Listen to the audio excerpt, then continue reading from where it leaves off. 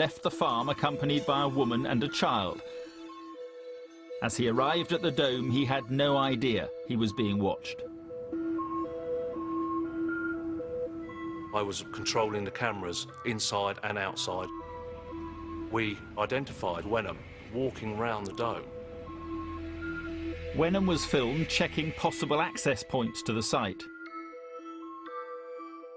Once inside the dome, surveillance officers dressed as tourists got within 10 yards of their target. Totally unaware of their presence, Wenham was filmed visiting the diamond vault no fewer than 3 times. The alarm bell started to ring because we then had a boat in the farm. We had the dome, which was near a waterborne escape route. And we saw that Wenham did in fact appear to have more than passing interest in the vault like a tourist. We knew therefore what the target was, and we could start planning a response around that. The plan to foil the raid became known as Operation Magician, the biggest undertaking in the flying squad's history. But circumstantial evidence would not be enough. To ensure convictions, John Shatford would have to catch the gang in the very act of robbing the jewels. Now, I've had armed robbers that have been dressed up in masks, been carrying guns, and actually still got off at the trial because they've been able to convince the jury that they were there for another purpose.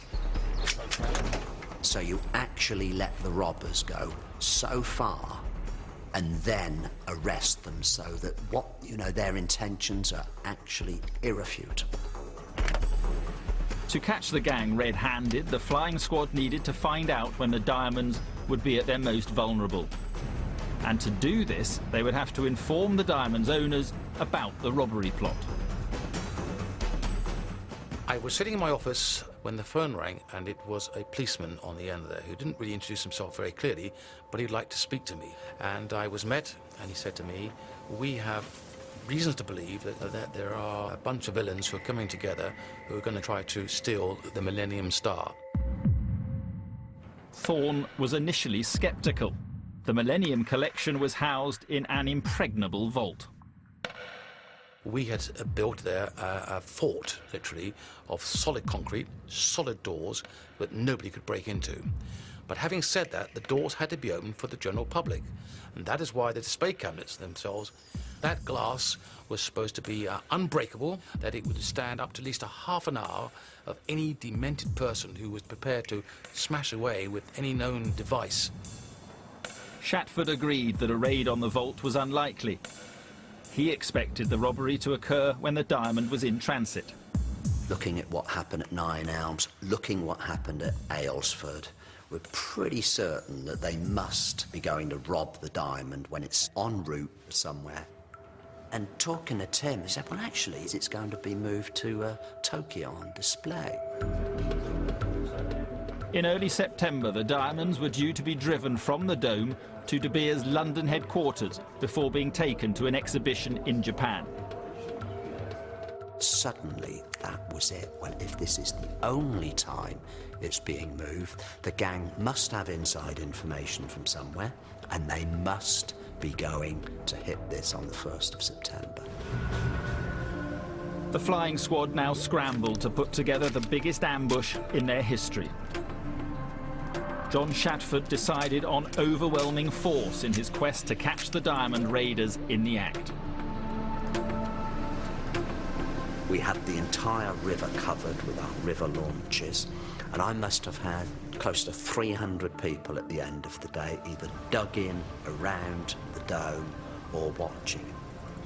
We're putting people up at cranes around the dome, so we had absolutely everywhere covered. We were actually ready for a war, quite frankly. We could take on anything.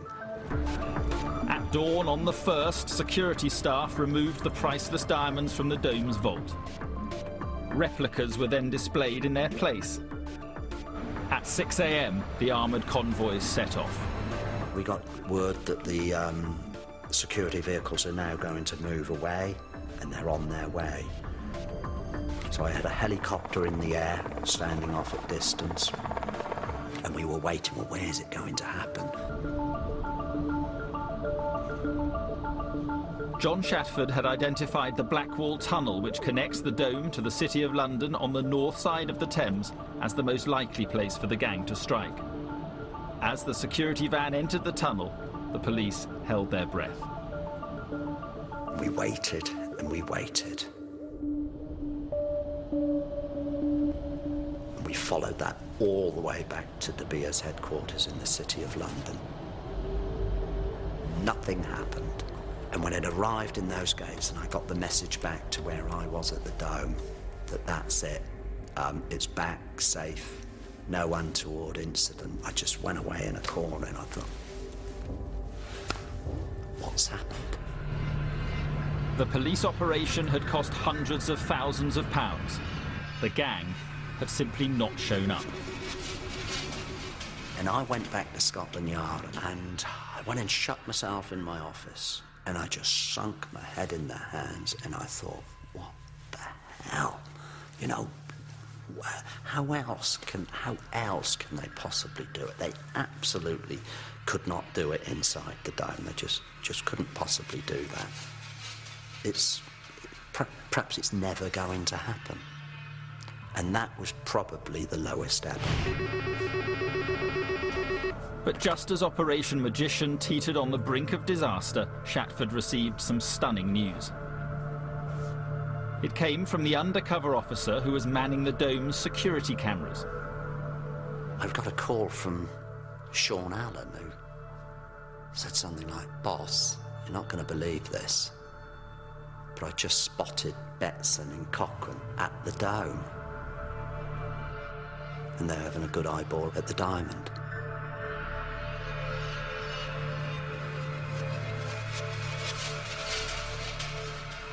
You could see Ray Betson and William Cochrane walking around the Dome. And I was euphoric because we had actually seen them still there. So for us, the job was still on. The gang appeared unaware that the real diamonds had left the country and that the stones in the vault were mere replicas. We were more confident that they did not have an inside agent because otherwise they would have known that these diamonds would have moved at that time. And he's talking me through it, he's telling me what's happened, and I could feel myself lifting and thinking, my God, it's still on. And not only that, it's still on, but Christ, this can only mean they're going to do it inside the Dome. By the autumn of 2000, police knew the gang they were tailing were planning to snatch the priceless De Beers diamond collection from inside the Millennium Dome. In order to catch the robbers in the act, the flying squad needed to set up what was clearly a risky armed ambush in a very public place. But such an audacious plan was not what the man in charge of the Dome wanted to hear. I was not a happy bunny at all, and I was not ready to cooperate, and I very openly said, you know, I'm going to stop you. I'm going to do everything in my power to stop you do this, you know, because I don't care. This is my world, this is my tent, these are my people. You know, it could have been the biggest bloodbath ever. Then, of course, we have to put another perspective on that and say, well, look, hang on. This gang is very, very dangerous. We now have an opportunity to arrest them in a properly controlled environment with irrefutable evidence. Now, if we fail on this occasion, how can you explain? Well, we actually did have an opportunity to arrest this team and put them out the way, but it was too dangerous, so we didn't do it. We're the police. There is no one else. And this guy really kind of, you know, let me blow smoke and just calm me down and just turn me around and convince me this is going to be good. This is going to be all right. As senior officers gained clearance for their armed ambush, undercover colleagues kept their targets under surveillance. And that would soon unmask a fifth member of the gang. This police footage shows Betson and Cochrane in a Bermondsey car park meeting a man later identified as 29-year-old Aldo Chirocci. Chirocci, a failed property developer with a taste for the finer things in life, seemed an unlikely armed robber. I don't know if he came over as a playboy. He certainly was not of the same robber ilk as the rest of them. More educated, and he would have been the odd one out in the pack, but he had a role to play as well. With 5 of the gang identified, the police now concentrated their surveillance on the getaway vehicle. Because we knew the robbery would involve a boat, for that reason, if we stayed with the boat, we would get the ultimate target. We could never be 100% sure that they weren't planning a secondary target, maybe to move on to. So for that reason, to minimise the risk of compromising the operation, we played it safe and we stayed on the boat. As the robbers tested the speedboat, the watching police noticed it was not performing as it should. On the 3rd of October, officers followed Terence Millman to a boatyard in Whitstable, Kent. Contact. He's got glasses, beard, horizontal striped jumper. There he paid £2,000 cash for a replacement boat. Reversing towards the gates of the boatyard.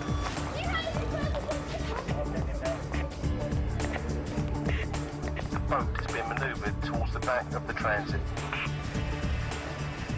When police recovered the receipt, they found that it signed for the purchase using the name Terry Diamond.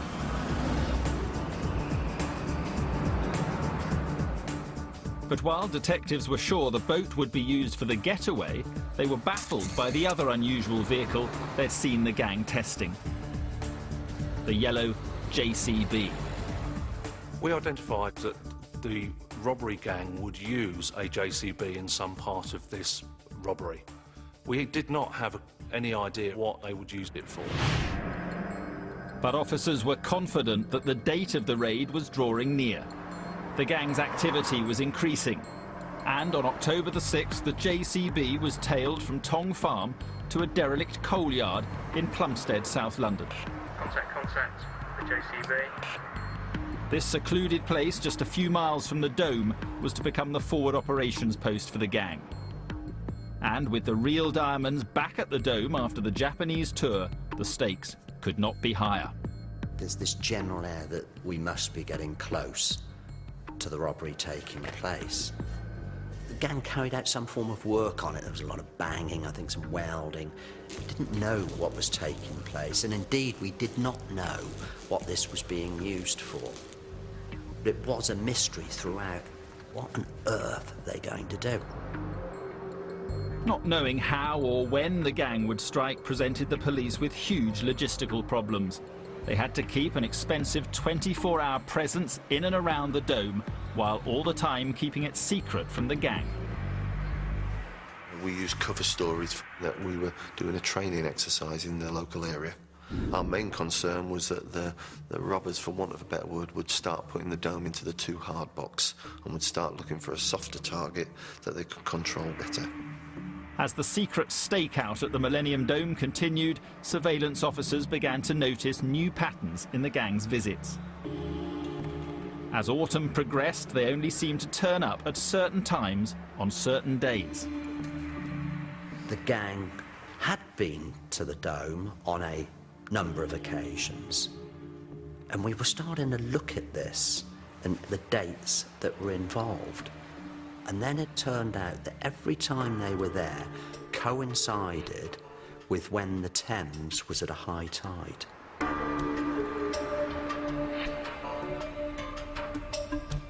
We had a survey done of the river by a Thames branch who actually indicated to us that there was only so many spots along the Thames where a boat could be put in or taken out of, and there was only about a 30-minute window of opportunity on every tide. We could then look on the calendar and follow the same date, so whenever it was a high tide, I could deploy and in strength. The next high tide was due at 9:30 a.m. on Monday, November the 6th. At this time of day, the Dome and its diamond vault would be open to the public. As Shatford prepared his men, he knew that any mistakes would have far-reaching consequences. If we got this wrong, we're talking here, the reputation of the Metropolitan Police, maybe its ability ever to carry on and tackle crime in